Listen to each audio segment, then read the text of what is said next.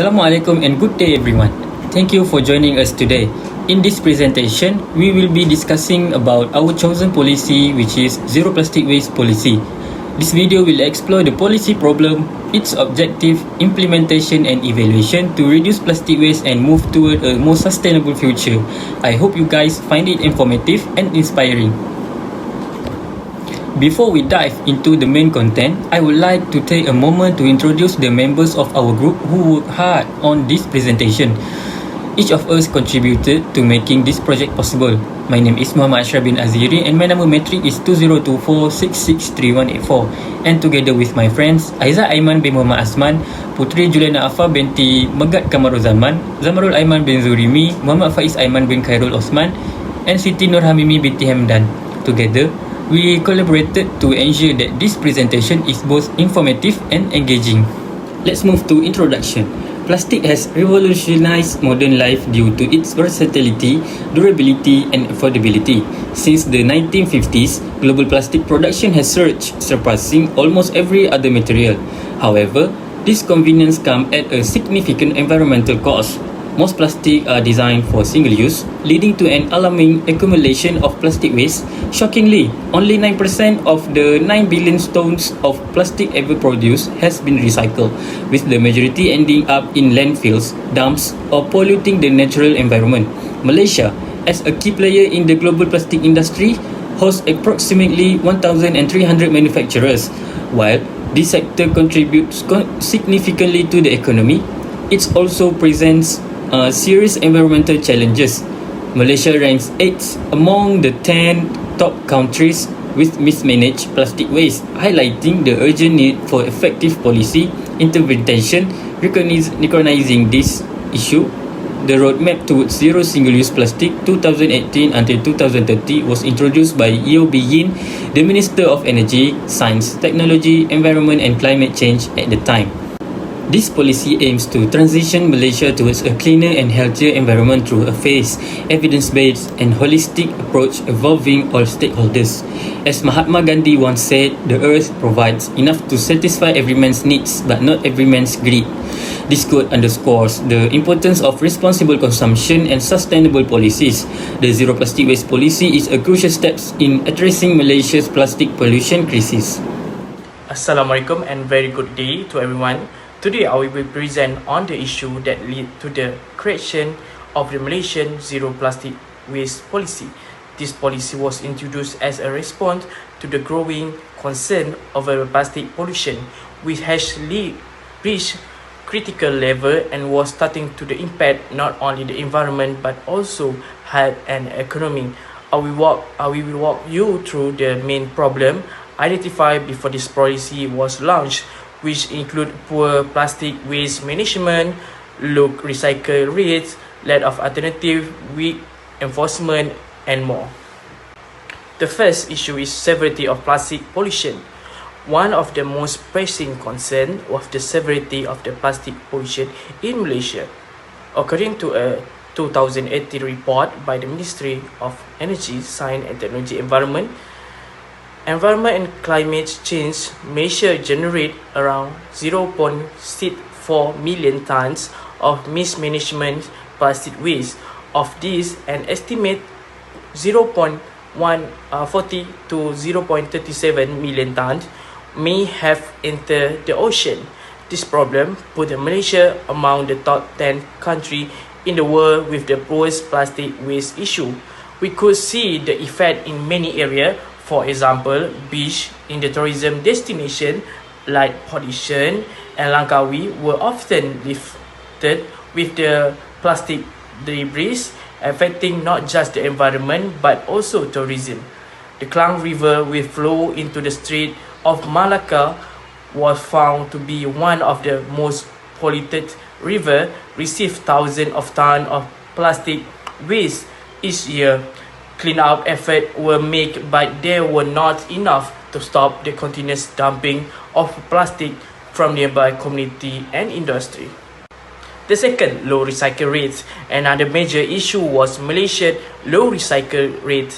As of 2016, the national recycle rate was just 17.5%, which was far below the government's target of the 22% by 2020. This poor performance was due to the several factors. The recycling industry, mainly the focus on high value items like transparent PET bottles, while low value plastics such as the polystyrene or food packaging was ignored. In many resident areas, were either no recycle bin or only a few placed far apart, making it inconveniently for people to sort their waste compared to the regional neighbors such as the Singapore and Taiwan, which has a recycle rate of 59% and 16% respectively. Malaysia was clearly lagging. This show that more structured system, stronger public participation were needed. The third issue, lack of affordable, eco-friendly alternative. The third challenge was the lack of affordable and environmentally friendly alternative to plastic. While biodegradable packaging was available in the market, it was much more expensive than a regular plastic. This makes it difficult for small business, especially the hawker and the market vendor, to switch. For example, food store in the area like Penang, Kuala Lumpur still rely heavily on the cheap polystyrene container. Additionally, some so-called biodegradable product lack proper certification. This makes it confused for both business and the consumer to identify which product were genuinely eco-friendly. Without financial incentives or government support, many businesses choose the cheaper plastic option despite knowing the environmental risks. Number 4, lack of a uniform national policy. Before the zero plastic waste policy was introduced, Malaysia did not have a consistent national framework to handle plastic waste. Only 8 states enforced it at State 72, the Solid Waste and the Public Cleanliness Management Act, while the others implemented their own independent initiative or none at all. For example, Penang introduced a plastic bag ban as early as 2009, but by 2018, the state like Kelantan, Perlis still had no similar regulation. This inconsistency made it hard for business operating nationwide to comply with the different rules.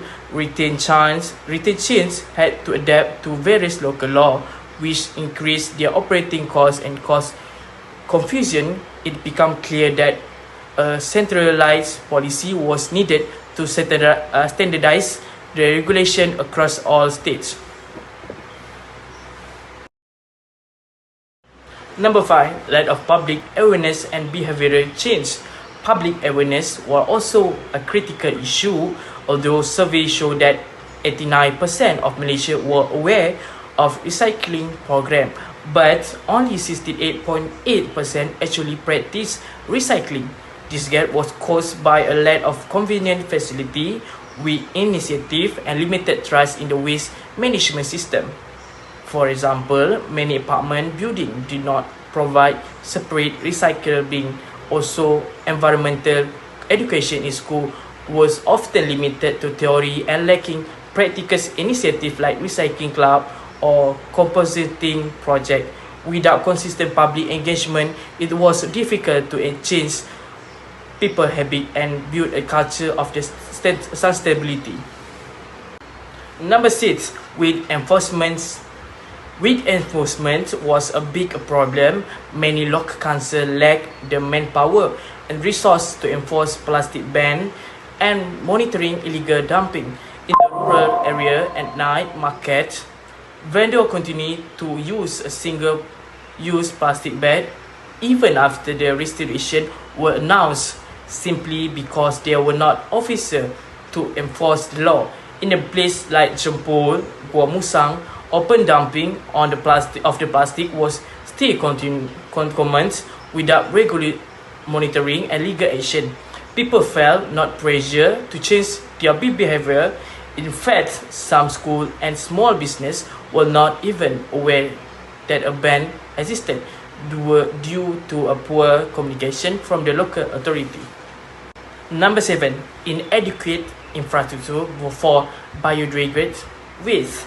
Another issue was the lack of the proper waste management system, especially for the biodegradable material. Even when the biodegradable content was used, they were often end up in the same waste stream as regular plastic and when sent to the landfill where they could not decompose properly. In most resident area in the city like Kota Kinabalu and Kuching, there were not separate bin for the organic or biodegradable waste. Local council also lack the facility to collect and process this material separately. Even when the household want to compose kitchen waste, they will not support or collective service to encourage them. This show that infrastructure development needed to go hand in hand with the policy environment. And lastly, health risk for the plastic pollution. Finally, plastic pollution also pose a serious high risk chemical like BPA and the fatalities, which are commonly found in the plastic, can leak into the food and beverage, especially when the content are heated. Microplastic have been found in the fish and seafood means this pollution enter the human food chains. These have also been reported of the animal like turtle and cow eating a plastic waste and suffering severe health effects. In urban area, colleagues drain filled with the plastic waste create mosquito breeding ground, contribute to a rise of dengue cases. Some food vendors were even found reuse low grade plastic content, increase the risk of contamination. This issue show that the urgent need for the stronger plastic regulation to protect human health. In conclusion, all these issues, from severe pollution and low recycle rate to weak enforcement and health risks, made it clear that Malaysia needs a strong and unified plastic waste policy. The Zero Plastic Waste Policy was introduced to address these challenges through a comprehensive approach that includes better enforcement, improved infrastructure, public education, and support for eco-friendly innovation. Only by taking this problem from multiple angles can Malaysia move forward a more sustainable and healthy future. That's it for me. Thank you. Thank you Faiz Aiman. Assalamualaikum warahmatullahi wabarakatuh and good day to everyone. My name is Aizzat Aiman bin Azman and my metric number is 2024806584. Today, I would like to talk about the objective of Malaysia's Zero Plastic Waste Policy. Okay, the first objective, policy take a pace and evidence-based implementation approach. This means Malaysia is not rushing into sudden bans, but instead adopting step-by-step strategy. This approach take into account our current economic conditions, the state of technological development and social readiness. By doing this, it allows time for proper research, innovation in biodegradable alternative, and most importantly, it supports gradual behavioral change across all levels of society. The policy is structured across short, medium and long-term goals from 2018 to 2030, showing a clear, realistic roadmap for change. Second, the policy highlights share responsibility as a core principles. Tackling plastic waste is not something the government can do alone. The roadmap assigns clear roles to all stakeholders. Federal and state governments are responsible for coordination and policy enforcement. Businesses must comply with the sustainability standards such as the ECO 001 certification for biodegradable products. NGOs are encouraged to carry out awareness campaign and provide data to research. And finally, the public is urged to shift consumption habits and supports eco-friendly practice. It's a whole of society approach that recognizes everyone has a part to play. The third one, the objective of a sustainable economy development is key. The plastic industry in Malaysia is significant, contributing around RM30 billion in export and involving more than 1,300 manufacturers. The policy does not aim to dismantle this sector, but rather to help it evolve. The government offer incentive to manufacturers who innovate and transition to eco-friendly alternatives. This approach ensures that environmental protection goes hand in hand with economic growth, making the shift towards sustainability economically viable. The fourth one, the policy is grounded in the precautionary principles. This means that even if there isn't full scientific certainty about the harmful impact of the plastic, action should still be taken to prevent potential damage. We know plastic can pose serious risks to biodiversity, human health, and ecosystems. So, the roadmap encourages proactive steps like regulating imports, banning certain products, and investing in research and development of alternatives. Is a forward-looking strategy that puts safety and environmental integrity first. And finally, the policies promotes good governance and participatory planning. Effective implementation requires strong transparency institution and the involvement of diverse voice.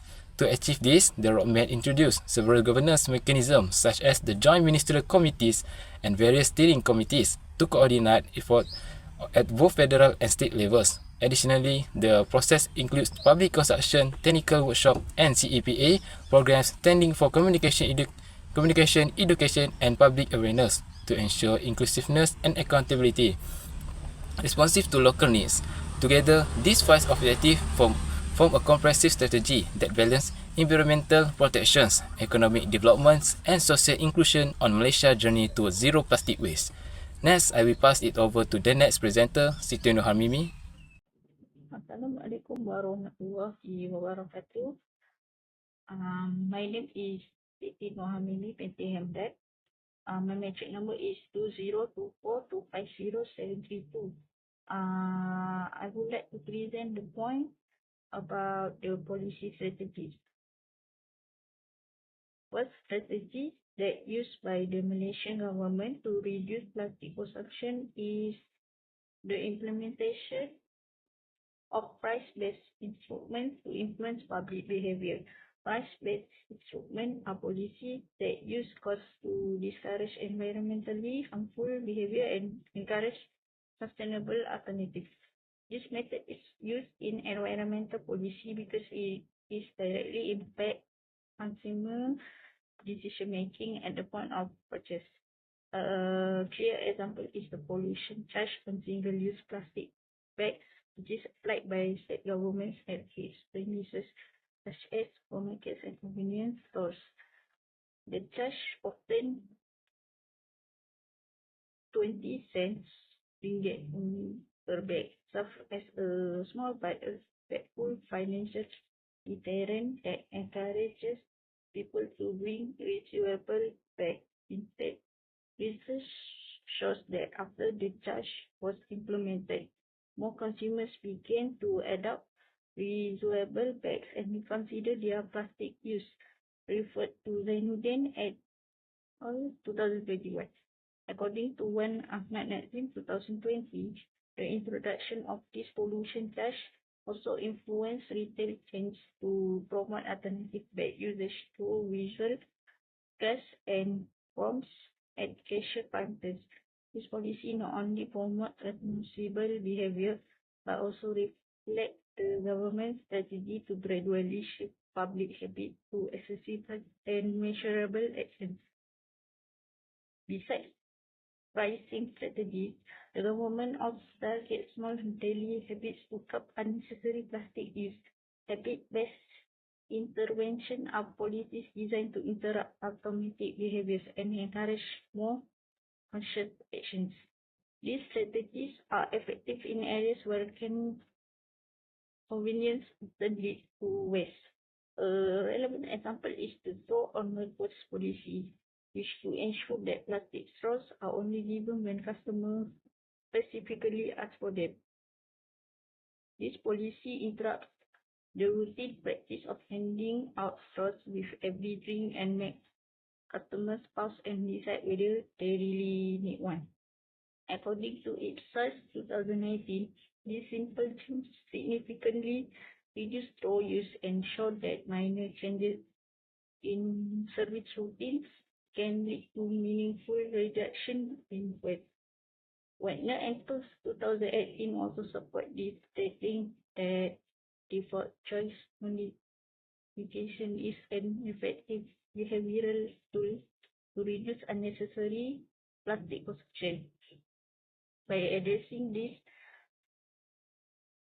without banning products outright, The government promotes sustainable choices in a subtle yet effective way. Next point is Malaysia also emphasizes technical standardization and quality control for plastic alternatives. This strategy involving creating national standards and certification systems to guide manufacturers and prevent misleading environmental claims. Without a clear standard, business may adopt materials that are marketed as biodegradable but cause further harm. For instance, Malaysia developed the ECOO01 2015 guidelines for biodegradable and compostable products managed by Sirim Berhad. These guidelines ensure that only products which meet strict compostability and safety standards are certified for use. June 2019 highlighted that technical certification on helps eliminate confusion in the market and prevents greenwashing when companies use misleading labels to appear environmentally friendly.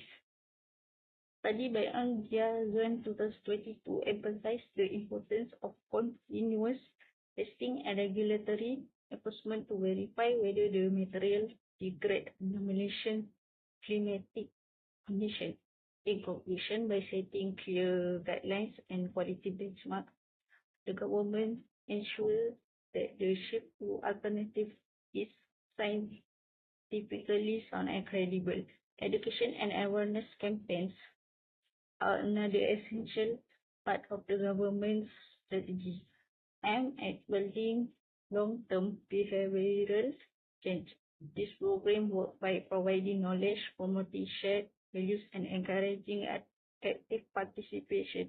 For example, in Malaysia, this is delivered through the Communication, Education and Public Awareness CEPA program, which includes national campaign, school-based education, and local outreach. CEPA promotes environmental values from a young age, increasing the chances that future generations will embrace sustainability as part of daily life. According to Chin 2019, campaigns that are participatory and emotionally engaging tend to create lasting change and reach broader audience. Similarly, Hassan, Awang and Jafar 2006 argues that environmental education should be embedded across all levels of formal and informal education system to ensure long-term digital ecological stewardship. The inclusion of CEPA ensures that citizens are not only aware of plastic policy but are also motivated and equipped to support them actively. Finally, the government's strategy, which is a long-term plan that introduces systemic reform and broaden market change, rather than relying on short-term plans or isolated actions. This approach focuses on gradual transition and long-term planning. A key part of this strategy is the PES essential strategy, which includes promoting biodegradable alternatives, implementing pollution levies on manufacturers, and launching a circular economy roadmap. These elements support both upstream and downstream improvements in how plastics are produced, consumed, and disposed. Pay at all 22 notes that circular economy models allow countries to design waste out of the system and recover valuable resources through innovation. In support of this, Hassan, Awang and Jafar 2006 suggest that Malaysia's long-term plastic strategy must be aligned with regional waste-to-resource technologies to foster innovation and investment. In short, this long-term strategy reflects nation's commitment to building an integrated, future-ready system for plastic waste reduction. Assalamualaikum warahmatullahi wabarakatuh, and good day to Dr. Nur Arianti Ahmad and fellow classmates. Today, I will be presenting an evaluation of Malaysia's zero plastic waste policy. This policy was introduced to reduce plastic pollution, raise public awareness, and promote the use of biodegradable products. To understand how well the policy is working, I will evaluate from 6 different perspectives, which is political, economic, social, technological, environmental, and legal. Each of these play an important role in showing the strengths and weaknesses of the policy. Now, let's begin the evaluation by looking at the political aspect. From a political perspective, the zero plastic waste policy shows strong commitment from the government, Ministry of Energy, Science, Technology, Environment, Climate Change, which is stand for Aizzat, and the Ministry of Housing and Local Government work together through a special committee to lead and monitor the policy. This is important because waste management is managed by state governments, so cooperation between federal and state level is needed. Without this, the policy could not be implemented consistently. Politically, the policy is effective because it brings together different parts of the government to work as one. Economically, the policy has both challenges and benefits. Biodegradable packaging is more expensive, which causes problems for small business. Some vendors have to raise their price and this made their customer unhappy. However, the policy also created new business opportunities.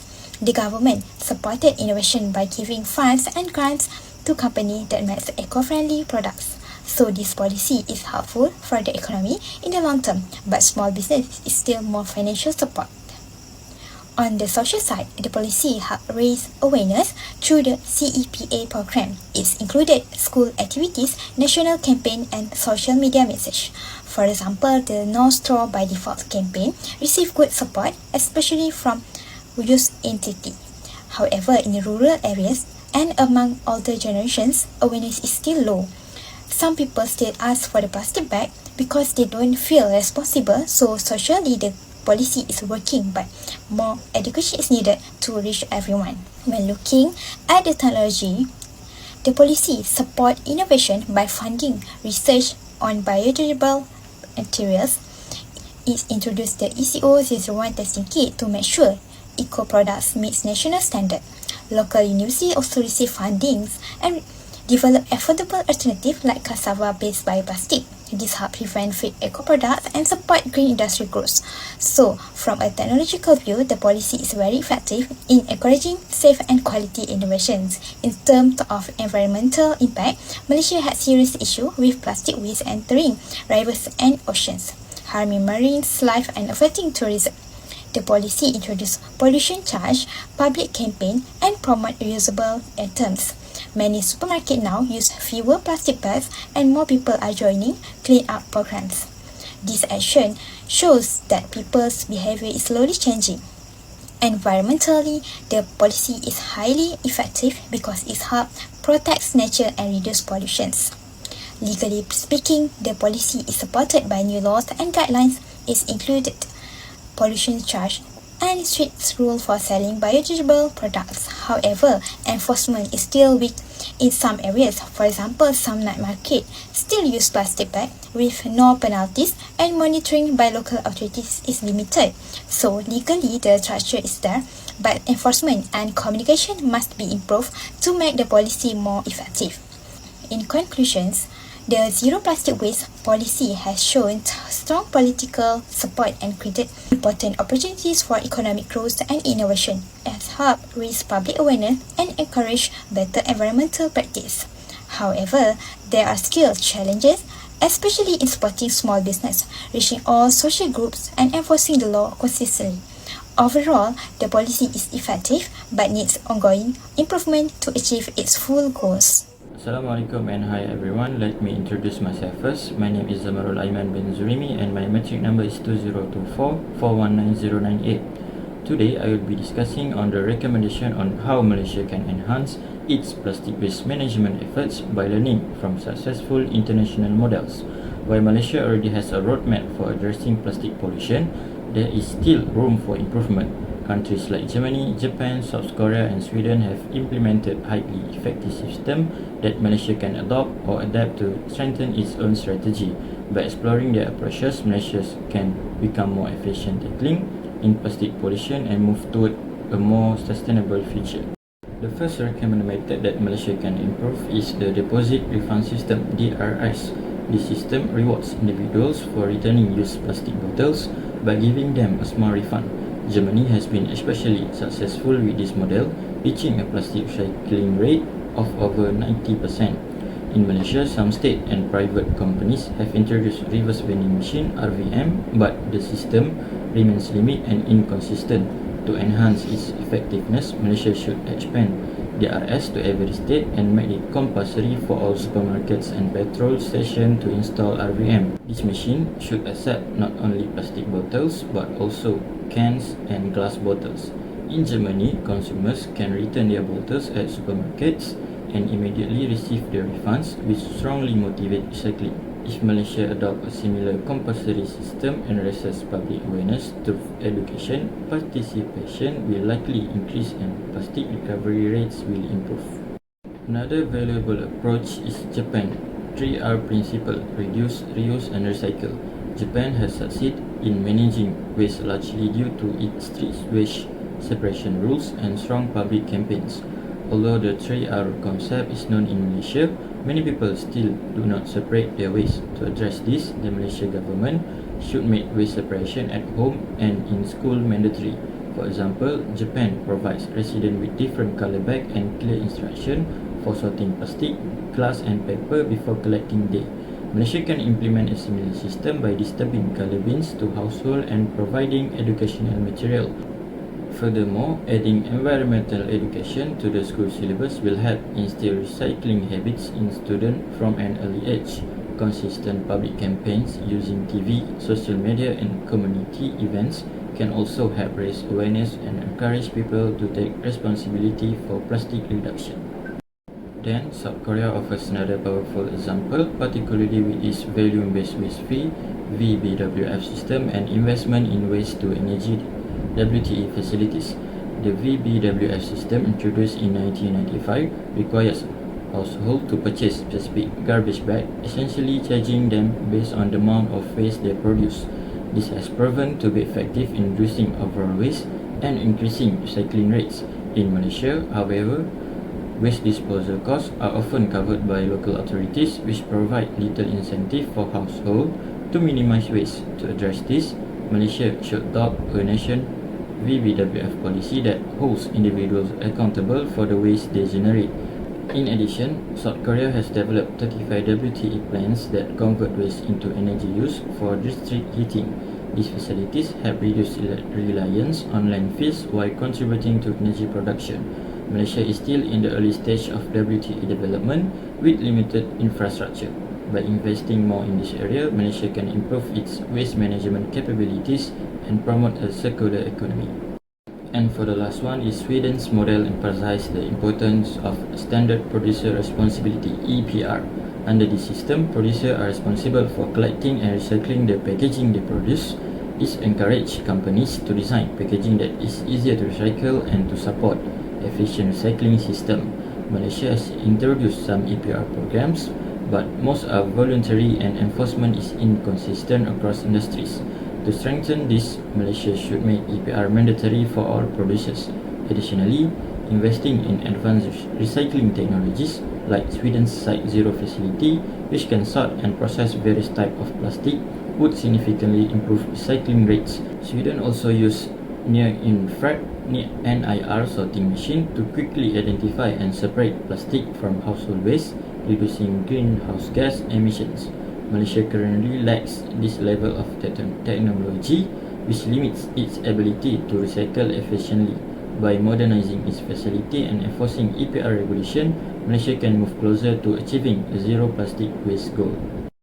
In conclusion, Malaysia has a strong foundation in place, but it can learn much from international models to improve its plastic waste management.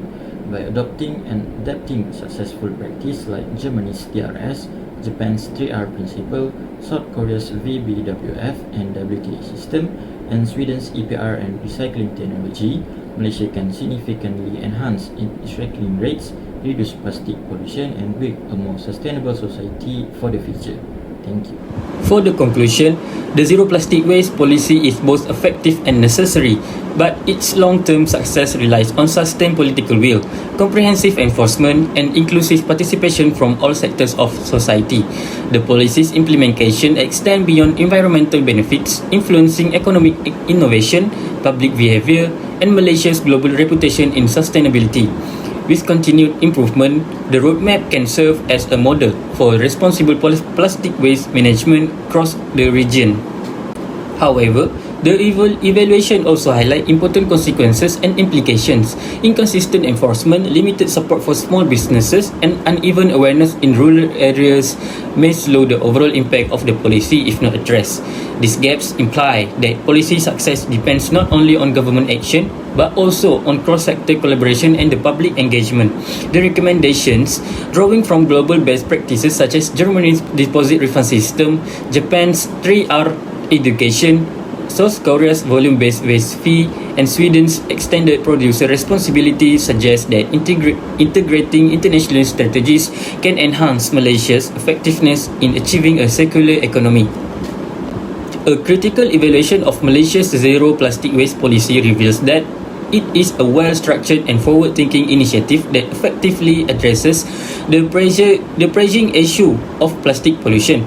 The policy's multifaceted strategy covering political cooperation, economic incentives, social education, technological development, environmental protection, and legal frameworks demonstrates a strong commitment to sustainable waste management. The outcomes observed, such as increased public awareness, reduced single-use plastic consumption, and growth in biodegradable product innovation, reflect meaningful progress towards the policy's long-term goals. That brings us to the end of our presentation on the zero plastic waste policy in Malaysia. We hope this has given you a clearer understanding of the policy's goals, the importance of reducing plastic waste, and the role we all play in supporting a cleaner, greener future. Thank you for watching, and we appreciate your time and attention. As a final word, let's be part of the solution, not the pollution. Assalamualaikum warahmatullahi taala wabarakatuh.